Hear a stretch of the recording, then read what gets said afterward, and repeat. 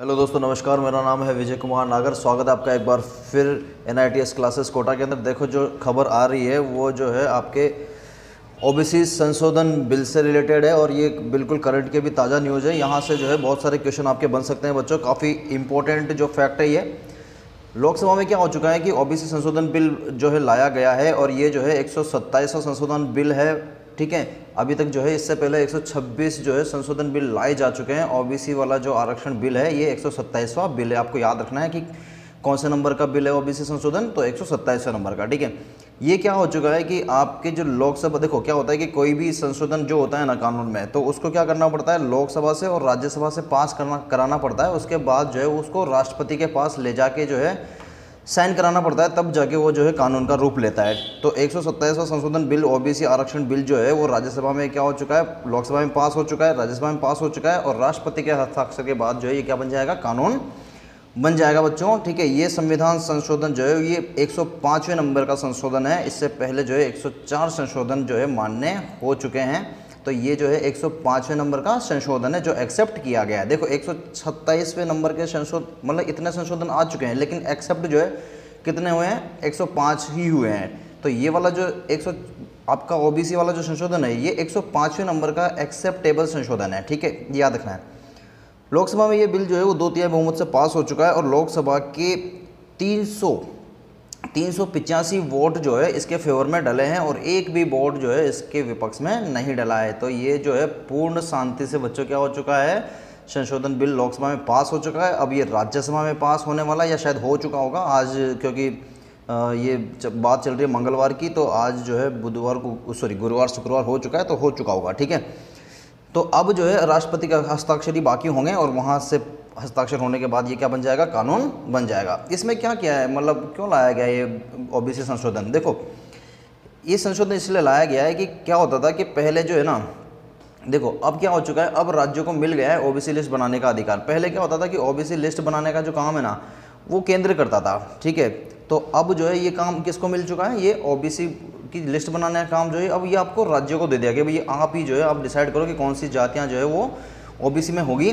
तो 127वां संशोधन बिल जो है उसके अनुच्छेद 342A के 3, ठीक है, ये थोड़ा याद रखना है बच्चों, ये इंपॉर्टेंट है। 142A के 3 वाले जो भाग है उसको लागू किया जाएगा इस संशोधन के द्वारा। ठीक है, पहले OBC लिस्ट बनाने का अधिकार केंद्र के पास होता था। ठीक है, पूरे भारत में अभी बात करें OBC की प्रतिशत जनसंख्या की, तो 54% लोग जो हैं वो OBC कैटेगरी में भारत में आते हैं बच्चों। ठीक है, केंद्र सरकार ने संविधान के अनुच्छेद 342A, अनुच्छेद 338B और अनुच्छेद 366 में संशोधन का विधेयक संसद में क्या किया था, पेश किया था, जो कि 300, ठीक है, जो कि क्या हो चुका है, देखो ये मैंने आपको यहाँ बताया ना।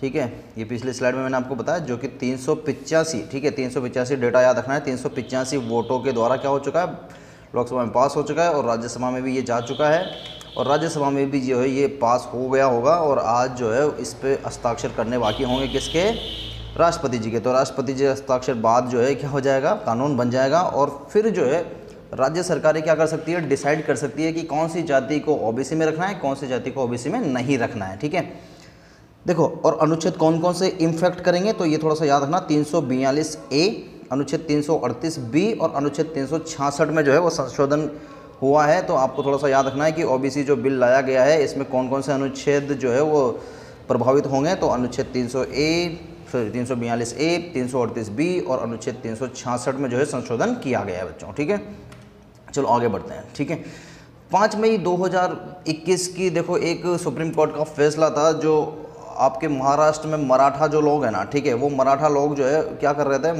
ये परेशान कर रहा है मुझे डायलॉग बॉक्स, पता नहीं क्यों आ जाता है बार बार। देखो 5 मई 2021 को सुप्रीम कोर्ट का एक फैसला था, ठीक है, कि मराठा जो लोग होंगे ना, मराठा, ठीक है, वो मराठाओं को OBC में राज्य शामिल नहीं कर सकता। ठीक है, तो वहाँ की जो सरकार है ना महाराष्ट्र की, वो क्या कर रही थी, मराठाओं को जो है वो OBC में शामिल कर रही थी। तो इस पे जो है वो किसने रोक लगा दी, सुप्रीम कोर्ट ने वो रोक लगा दी। उसके बाद से आंदोलन चालू हो गए भारत में। ठीक है, और फिर आपके हरियाणा के भी जाट लोग, इधर आपके राजस्थान के गुर्जर लोग, कर्नाटक के लिंगायत लोग और अलग अलग राज्य में क्या होने लग गया, OBC में शामिल होने के लिए आंदोलन जारी हो गया। ठीक है, तो इसका जो है इसका समाधान निकालने के लिए अभी क्या किया है, मंगलवार 2020 को जो है क्या किया है, 2021 को कि ओबीसी एक विधेयक पास कर दिया और बोल दिया कि कानून जो आपके राज्य हैं वो राज्य क्या कर सकते हैं, ओबीसी लिस्ट बना सकते हैं जिस मर्जी चाहें उस जाति को।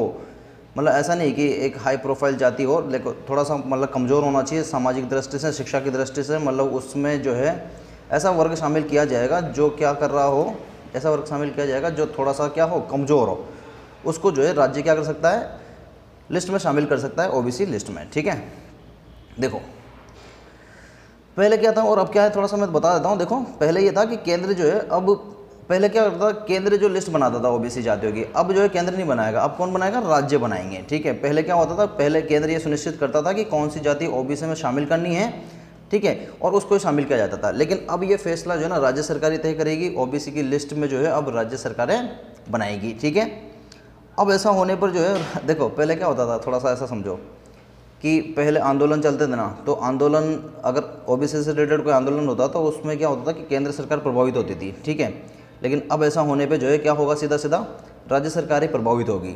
ठीक है, ये देखो मैंने यहाँ पे आंदोलन की फ़ोटो लगाई हुई है, ये लोग भीड़ से क्या कर रहे हैं, थोड़ा आवाज़ उठा रहे हैं कि हम जो है नहीं सहेंगे अत्याचार, हम उठे हैं अब ललकार। तो इस तरह से जो है आंदोलन चल रहा था, तो सीधा जो है केंद्र इम्पैक्ट में आता था बच्चों। ठीक है, अब जो है केंद्र इम्पैक्ट में नहीं आएगा, अब ऐसा होने पे जो है कौन प्रभावित होगा, सीधा राज्य प्रभावित होगा।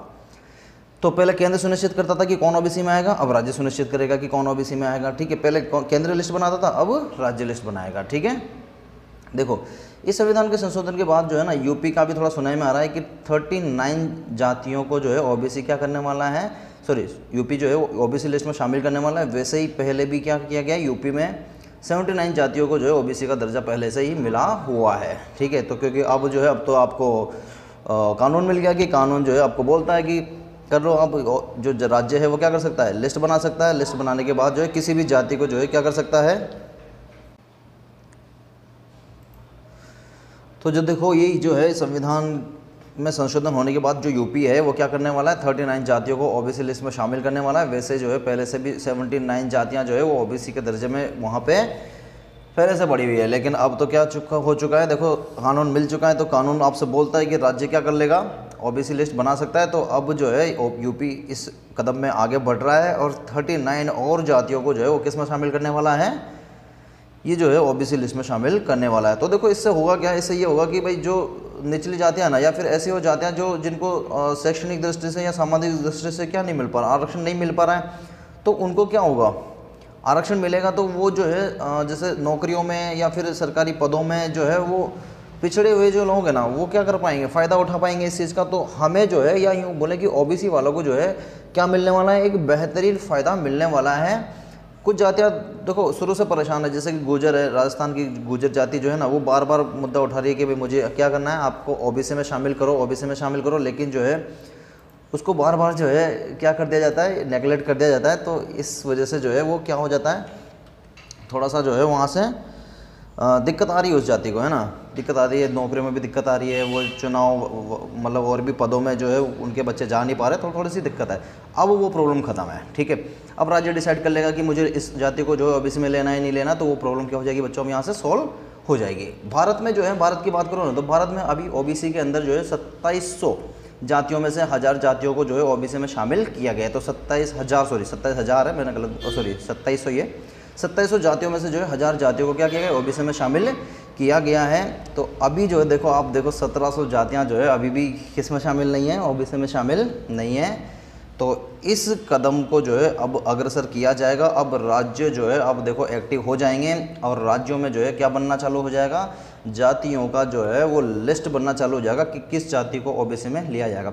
तो देखो इससे सीधा सीधा असर जो है ना वो चुनाव पे तो पड़ेगा। ठीक है, वो सीधा सीधा असर कहाँ पड़ने वाला है, चुनाव पर पड़ने वाला है। एक तरह से चुनावी मुद्दा है बच्चों ये, और चुनाव आ रहे हैं, यूपी बिहार में चुनाव है, तो हो सकता है कि इस मुद्दे को देखते हुए जो है चुनाव में क्या होगा, थोड़ा सा फ़र्क पड़ेगा। ओबीसी वोटर जो है वो सीधा सीधा जो है इन्वॉल्व हो जाएंगे किसकी तरफ, आपके जो देखो बीजेपी सरकार है ना, तो बीजेपी सरकार है तो ऑब्वियसली बात है कि बीजेपी इस चीज़ को लेकर आई है, तो कहीं ना कहीं जो है वो ओबीसी का कैंडिडेट जो है वो क्या होगा, इस चीज़ से प्रभावित होगा। तो हो सकता है कि इनको वोटिंग में क्या हो जाए, फ़ायदा मिल जाए। तो देखो मैंने ओबीसी से रिलेटेड आपको बहुत अच्छी चीज़ जानकारी दी है। तो थैंक यू फॉर वाचिंग। और आपने मेरा चैनल सब्सक्राइब नहीं किया है तो प्लीज़ मेरे चैनल को सब्सक्राइब करें, शेयर करें, लाइक करें। आप इसी तरह से मेरे चैनल के साथ बने रहें। Thank you very much guys.